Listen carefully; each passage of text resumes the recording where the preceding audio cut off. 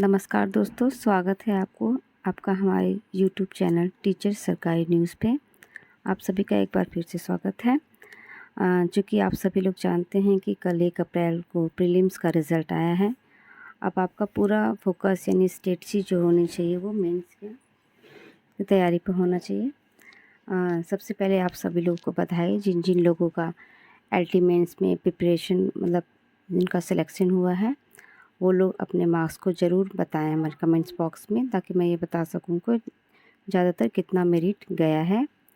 और जिन बच्चों का सिलेक्शन नहीं हुआ है उनको बिल्कुल भी निराश या परेशान होने की ज़रूरत नहीं है कि आगामी जून में टीजीटी का एग्ज़ाम होने वाला है और इसके पहले मई में प्रवक्ता जीआईसी प्रवक्ता का एग्ज़ाम होने वाला है। तो वो बच्चे पूरी तरीके से अपनी पूरी मेहनत और लगन से आगे की प्रिपरेशन की तैयारी करें और वो बिल्कुल भी पैनिक ना हो।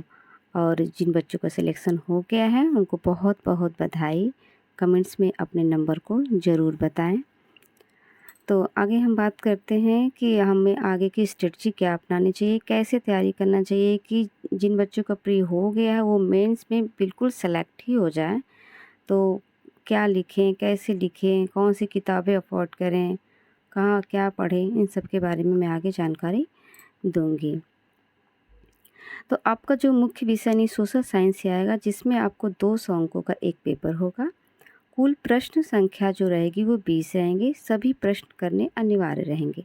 आपको जो समय दिया जाएगा वो 3 घंटे का होगा। सेक्शन ए के अंतर्गत 10 लघु उत्तरीय प्रश्न आएंगे, जिसमें आपको मिनिमम 125 शब्द लिखने होंगे, जिसमें जो अंक निर्धारित होगा वो 8 नंबर निर्धारित होगा। और सेक्शन बी जो होगा वह 10 क्वेश्चनों को होगा, जो दीर्घ उत्तरीय यानी लॉन्ग आंसर होंगे, जिसमें आपको 200 शब्द लिखने होंगे और उसके प्रत्येक के 12 अंक निर्धारित किए जाएंगे। सोशल साइंस में आपके चुने हुए किन्हीं 2 विषयों, जिसमें इतिहास, भूगोल, नागरिक शास्त्र और अर्थशास्त्र पर आपकी गहरी पकड़ जरूरी होनी चाहिए। इसमें हिस्ट्री जो मेन सब्जेक्ट हो उसमें प्राचीन भारत, इसमें कौन कौन से ऐसी टॉपिक है जिसमें विशेष फोकस करना ज़्यादा ज़रूरी है। तो प्राचीन भारत के अंतर्गत सिंधु घाटी सभ्यता और मौर्य और गुप्ता 3 ऐसी टॉपिक है जिसमें ज़्यादा से ज़्यादा क्वेश्चन इसमें से आते ही आते हैं। तो आपको ये 3 टॉपिक को विशेषली एकदम तैयार करके रखना है, टू द पॉइंट, कि एक भी पॉइंट इसमें से मिस न होने पाए। फिर आते हैं मिडावल की यानी मध्यकालीन, जिसमें सल्तनत और मुगल काल 2 ऐसी टॉपिक है जिसमें कहीं न कहीं से क्वेश्चन सल्तनत काल से भी आ जाते हैं और मुगल काल से भी आ जाते हैं। नेक्स्ट जो हमारा आता है वो है आधुनिक भारत यानी मॉडर्न इंडिया। मॉडर्न इंडिया में स्वतंत्रता संग्राम और गांधीवादियों पर फ्लो चार्ट के साथ अपने नोट्स बनाएं, ताकि एक फ्लो में ही देखें तो हमको सारे टॉपिक्स अच्छे से बिल्कुल प्रिपेयर नज़र आएँ। फिर हम बात करते हैं ज्योग्राफी की।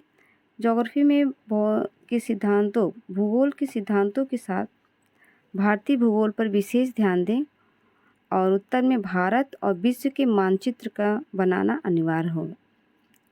नागरिक शास्त्र के अंतर्गत बात करते हैं तो उसमें भारतीय संविधान, मौलिक अधिकार, संसद और हाल के महत्वपूर्ण चीज़ें, सुप्रीम कोर्ट ने कुछ विशेष फैसले दिए हों तो उनको विशेषली मतलब ध्यान में रखना है कि कौन से नियम बन रहे हैं। फिर आते हैं इकोनॉमिक्स के अंतर्गत, तो उसमें भारतीय अर्थव्यवस्था की जो विशेष चुनौतियां हैं, नीति आयोग ने क्या क्या चीज़ें की हैं, और 2025 और 26 के बजट को ज़रूर देखें और पंचवर्षीय योजनाओं का ऐतिहासिक इम्पोर्टेंस को ज़रूर इंडिकेट करें। विशेषज्ञों के अनुसार मेंस में चयन केवल ज्ञान से नहीं बल्कि लिखने की कला से। आप उस क्वेश्चन को किस तरीके से आप लिख रहे हैं, एग्जामिनर को कैसे समझा पा रहे हैं कि आपका बस रिटन देख के वो समझ जाए कि आप क्या समझाना चाह रहे हैं। यानी रिटन की स्ट्रेटजी बहुत इम्पॉर्टेंट है। हर उत्तर में एक प्रभावशाली भूमिका, यानी इंट्रोडक्शन से कोई भी अगर आप क्वेश्चन का आंसर लिख रहे हैं तो पहले इंट्रो ज़रूर डालें और एक लास्ट में कंक्लूजन ज़रूर लिखें। चाहे आप 2 लाइन का नोट्स लिख रहे हैं या फिर 200 वर्ड्स का लिख रहे हैं तो उसमें कंक्लूजन ज़रूर लिखें और बुलेट पॉइंट का प्रयोग करें। पैराग्राफ के बजाय अगर आप पॉइंट से लिखते हैं तो उससे ज़्यादा क्वेश्चन के आंसर को समझने में आसानी होती है। समय प्रबंधन में 3 घंटे में 20 लंबे उत्तर लिखना काफ़ी चुनौतीपूर्ण हो सकता है आप सभी लोगों के लिए, तो रोज़ाना कम से कम 2 से 3 घंटे का अभ्यास करें। और उत्तर को प्रामाणिक बनाने के लिए डेटा रिपोर्ट्स और महापुरुषों कथन, यानी आप कोई क्वेश्चन या हिस्ट्री वगैरह में लिख रहे हैं तो कौन से लेखक ने कौन सी बातें कही है या कौन से इतिहासकार ने किसके बारे में कौन सी बातें कही हैं, तो आप टू द पॉइंट अगर एक-एक भी महापुरुषों के या फिर राइटर के नाम को लिख करके उन्होंने क्या कहा है विशेषकर, अगर इस टाइप का आप क्वेश्चन लिख रहे हैं तो उसमें मार्क ज़्यादा बनने के चांसेस रहते हैं। क्योंकि रिटन तो सभी एकदम भर-भर के लिख देते हैं, लेकिन टू द पॉइंट लिखना और उसको समझना ये बहुत कम लोगों के पास कला होती है। बाकी हम बुक रिसोर्सेज़ के बारे में बता देते हैं आपको। तो आपको कक्षा 6 से 12 तक की जो एनसीईआरटी किताबें हैं उसको विशेष पढ़ना है।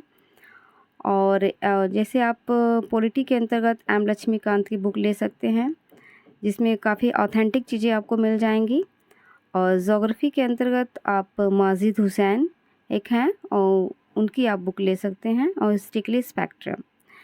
और इसके अतिरिक्त आप यूपी कंपटीशन टाइम्स के जो सॉल्व पेपर्स, मेंस जो पेपर्स होते हैं आईएएस पीसीएस के, उसको आप सॉल्व कर सकते हैं।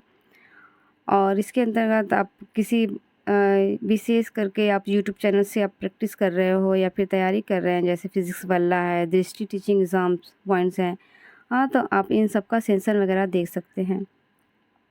तो डेली रूटीन की बातें कुछ कर लेते हैं। आप लोग कितने घंटे पढ़ाई करते हैं, आप ज़रूर कमेंट्स बॉक्स में बताएं। नए टॉपिक्स का गहन अध्ययन करें 3 से 4 घंटे तक कम से कम मिनिमम।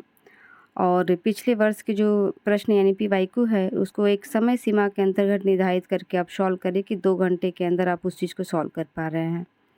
और इसके साथ ही आप इन द इवनिंग में आप करंट अफेयर्स से जुड़े सामाजिक और आर्थिक मुद्दों को नोट्स बना सकते हैं घंटे भर के लिए, और उसको रिविज़न कर सकते हैं। तो आपको मुझे समझ में आता है कि आपको ये वीडियो बिल्कुल पसंद आई होगी और आपको समझ में आया होगा, और अपनी तैयारी को एक अच्छा विराम दे सकते हैं। आप उसको पढ़ करके आप अपना सफल हो सकते हैं। तो आपको ये वीडियो कैसा लगा आप हमको कमेंट्स बॉक्स में ज़रूर बताएं, और अपनी तैयारी को जारी रखें। वीडियो के अंत तक बने रहने के लिए बहुत बहुत धन्यवाद। Thank you.